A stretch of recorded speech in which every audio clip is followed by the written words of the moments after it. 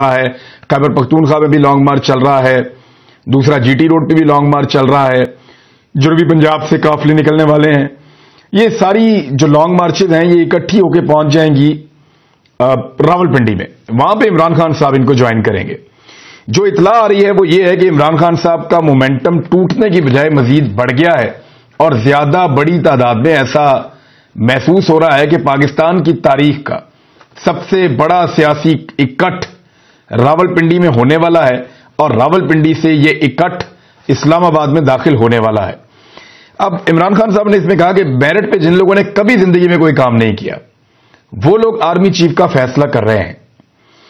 جو خاص عمران خان صاحب کی بات تھی وہ یہ تھی کہ شریف خاندان جو ہے یہ فیصلہ اس بنیاد پہ کبھی نہیں کرتے کہ میرٹ پہ انہوں نے کسی کو لے کر آنا ہے. تو اب آرمی چیف کی تعیناتی کا فیصلہ یہ میرٹ پر نہیں کریں گے, ان کو یہ لگتا ہے. انہوں نے کہا ان کا ہر فیصلہ چوری کرنے اور چوری کا پیسہ بچانے کے لیے ہوتا ہے. اور عمران خان صاحب نے یہ بھی کہا کہ ان کے لیے سب سے بڑا عذاب یہ ہے کہ ان کا نام ای سی ایل میں ڈال دیا جائے, یعنی ان کو پاکستان سے باہر جانے سے روک دیا جائے تو ان کے اوپر ایک عذاب مسلط ہو جاتا ہے شریف خاندان کے اوپر یا جو روایتی پولیٹیکل پارٹیز ہیں ان کے لوگوں کے اوپر. ایک مصیبت بن جاتی ہے کہ ہمارا نام ای سی ایل میں کیوں ڈالا گیا ہے. دیکھیے نا ابھی بھی تو سارے لندن میں بیٹھے ہوئے ہیں اور برطانیہ میں بیٹھ کر فیصلے کیے جا رہے ہیں پاکستان کے آرمی چیف کی تعیناتی کے حوالے سے. اور یہ میں نہیں کہہ رہا, یہ پی ایم ایل این کے لوگ کہہ رہے ہیں کہ یہ وہ فیصلہ کیا جا رہا ہے وہ وہاں پہ میاں نواز شریف کر رہے ہیں کہ آرمی چیف پاکستان کا کون ہوگا اور وہ بتائیں گے شہباز شریف کو کس کو آرمی چیف ہونا چاہیے. یہی ہے سب سے بڑا مسئلہ. اب ایسا تو نہیں ہوگا کہ دو بھائی مل بیٹھیں گے لندن میں اور جو ان کے دل میں آئے گا وہ کر دیں گے, تو ایسا نہیں ہو سکتا. ایسا نہ پہلے کبھی ہونے دیا گیا ہے, ماضی میں اگر کبھی یہ کر بھی پائے ہیں تو اب نہیں کر پائیں گے اور ایسا ہو نہیں سکتا. اس لیے شٹ اپ کال دی گئی. شہباز شریف صاحب واپس گئے, دوبارہ ملاقاتیں کی, دوبارہ میٹنگز کی اور پھر واپس پاکستان کے لیے.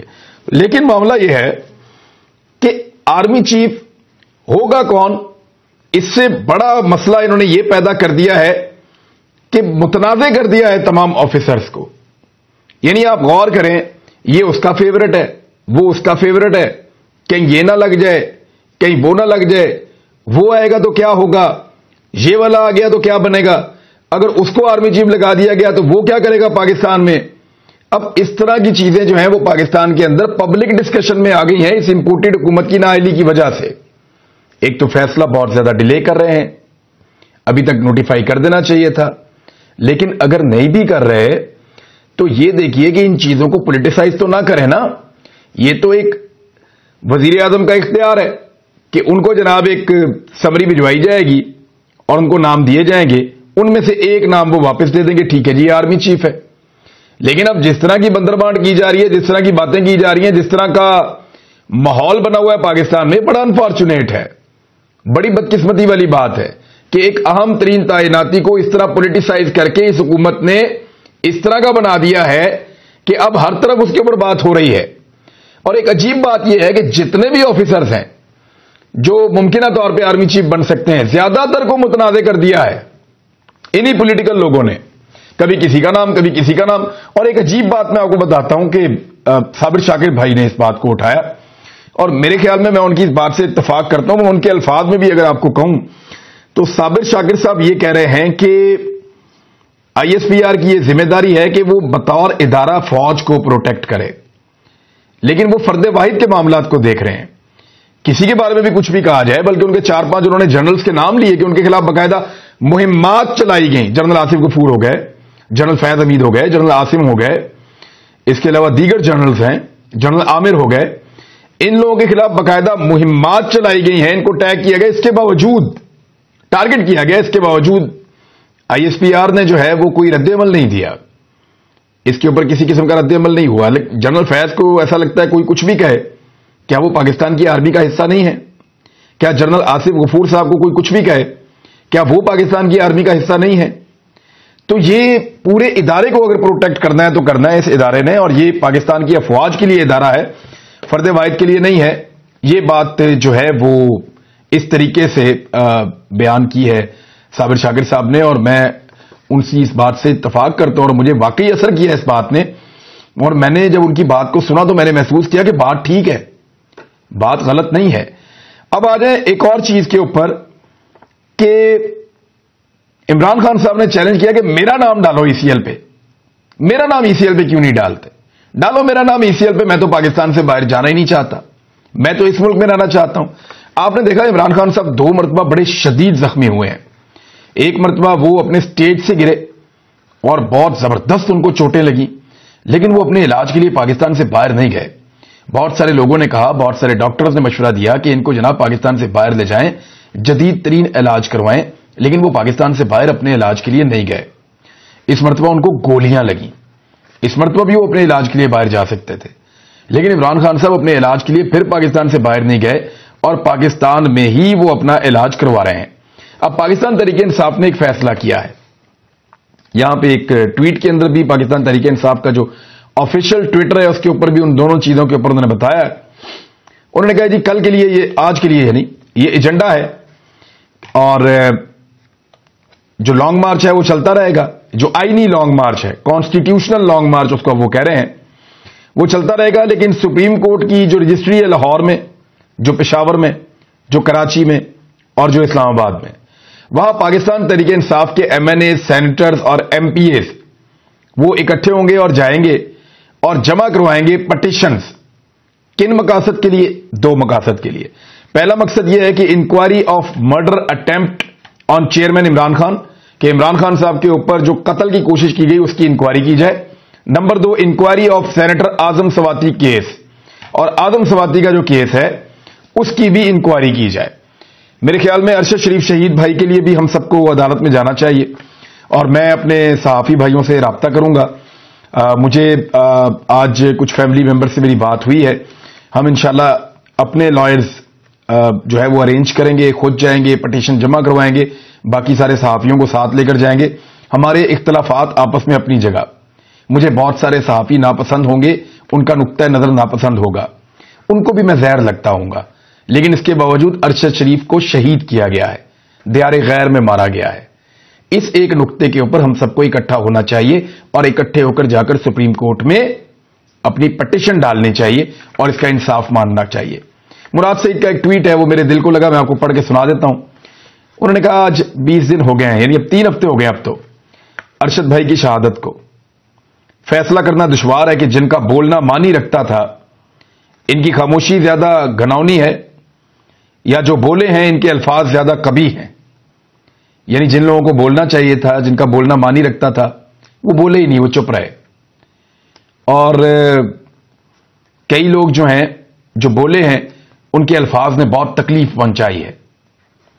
واضح ہے تو یہ کہ جن لوگوں نے اس کی لاش کو اپنا سرد خانہ تک دینے سے انکار کیا, وہ اس کے قتل کو سرد خانے کی نظر کرنے کے لیے ہر حد عبور کریں گے, لیکن ہونے نہیں دیں گے انشاءاللہ.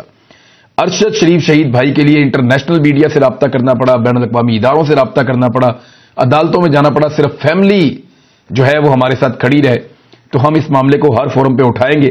اور اگر فیملی